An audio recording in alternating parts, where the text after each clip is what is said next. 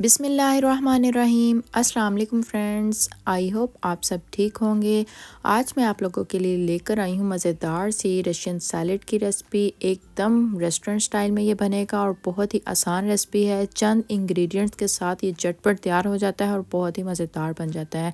तो करना क्या है, आप लोगों ने एंड तक वीडियो देखनी है। जिस तरीके से रशियन सैलेड मैं बनाऊँगी आप लोग फॉलो करें और घर में आप लोग मज़ेदार सा रशियन सैलेड बना सकते हैं। रेस्टोरेंट में जाने की कोई ज़रूरत नहीं है क्योंकि ये एकदम रेस्टोरेंट स्टाइल में बनेगा। तो चलें, जो लोग चैनल पर नए हैं चैनल को जल्दी से सब्सक्राइब कर दें, वीडियो को अपने फ्रेंड्स एंड फैमिली में शेयर कर दें और वीडियो को लाइक करना मत भूलिएगा। तो चलें इस रेसिपी को स्टार्ट करते हैं।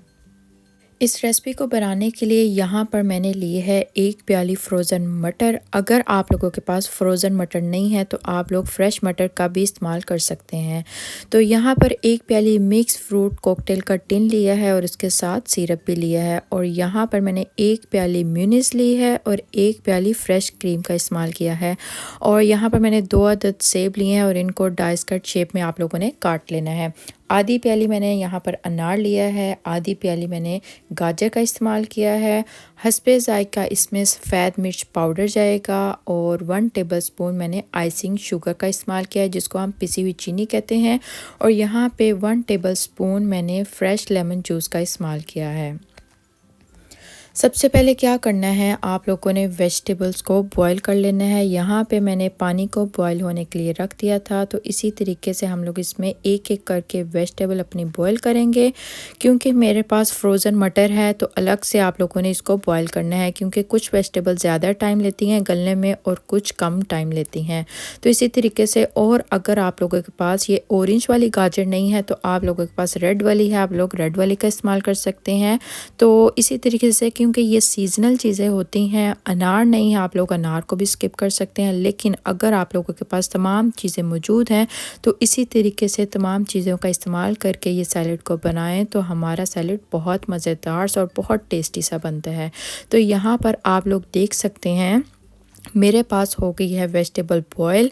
और एक बात का और ख्याल रखें, वेजिटेबल को आप लोगों ने जैसे ही बॉयल कर लेना है और उसको ठंडा होने के लिए छोड़ दें। ठंडी वेजिटेबल आप लोगों ने डालनी है, गरम का इस्तेमाल मत करिएगा क्योंकि उससे हमारा रशियन सैलेड हो जाता है ख़राब। क्योंकि हमारे पास क्रीम ठंडी होती है, अगर आप लोग ठंडा गरम कर देंगे तो हमारी रशियन सैलेड ख़राब हो जाएगी।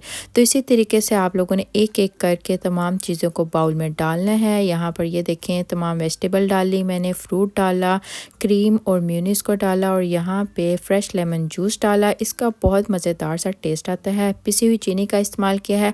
अगर आप लोगों के पास आइसिंग शुगर नहीं है, पिसी हुई चीनी, तो आप लोगों ने क्या करना है, 1 टेबलस्पून चीनी को थोड़े से पानी में डाल के अच्छे से घोलें और वो भी शामिल कर सकते हैं।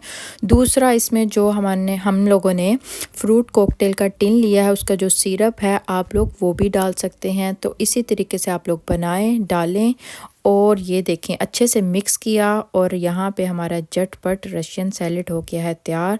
बहुत ही मज़ेदार बना था।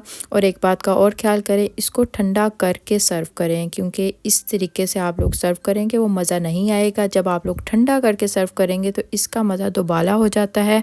बहुत ही मज़ेदार बना, बहुत ही झटपट तैयार हो जाता है। वीडियो अच्छी लगी आप लोगों ने वीडियो को लाइक करना है, फ्रेंड्स एंड फैमिली में शेयर करना है। तो चलें मिलते हैं मज़ेदार सी नई वीडियो के साथ, नई रेसिपी के साथ। अपना ख्याल रखिएगा और दुआ में याद करिएगा। अभी के लिए अल्लाह हाफिज़।